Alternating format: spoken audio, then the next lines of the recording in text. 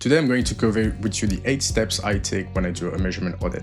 The first one is obviously to look at the revenue of the company and the growth of the company. And I want to understand when the growth has started stalling. Once I understand that and I see the trends, ideally we want to go into the opportunity loss notes and try to understand what happens. If the companies do not have opportunity loss notes or win, I will definitely implement that with them. The second step I look into is the sales and marketing budget. So it's a very important start to know.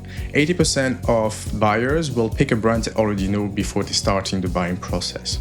And also 80% of the buyers start their buyer journey. So it's very rare that the buyer journey is initiated by a sales team. But when you look at the budget allocation between those two teams, you see that we spend a lot on sales and not a lot on marketing, which leads to sales missing their quotas. And that leads us to the next point. I will want to go to the sales quota over time. I want to see when this happened exactly, and I want to hear the sales team to tell me what they think they know. If they have sales notes, I'll go through it. Is that a new competitor? Is that a new product that came up? Is that a lack of brand? And so we'll be able to understand, to start to pinpoint if brand awareness is a problem, which is often the problem. And then I will want to go through the sales discovery script, because there are very important elements that need to be asked in that script, not only for content creation, but also for measurement. And these can really help you to create your brand strategy around it, because it will help you to understand why the person is buying from you, why the person is not buying for you,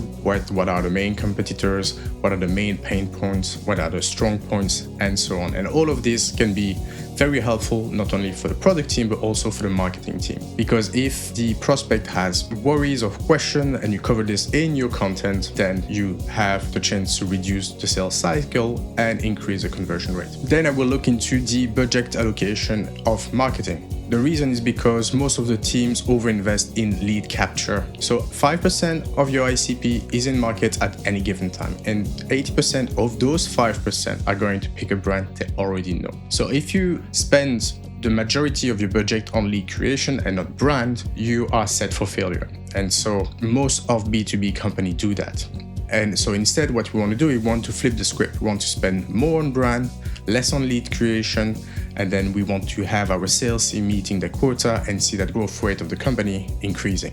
Then I will want to look into the marketing KPIs. So that is very important. Marketing is not there to create leads. Marketing is there to create inbound leads, yes, but also there to improve the conversion rate of the sales team, to reduce the sales cycle and improve retention rate. And so when you focus only on lead creation, not only you completely overspend because a very small part of your ICP is in market and willing to buy from you if they don't know you, and then also you are missing all the great things that marketing can do for the company. Charlie Munger once said, "Tell me the incentive and I'll tell you the outcome." And so if your KPI is lead, your outcome will be lead. But more lead does not necessarily lead to revenue, not if you have a strong brand that can follow with it. And so this is where a lot of B2B companies lose money. Then I will go through the marketing measurements. A lot of companies are using multi-touch tools. Those tools are great for the bottom of the funnel. I use them to create some lead scoring, but a lot of touch points are not trackable. First, because they're offline,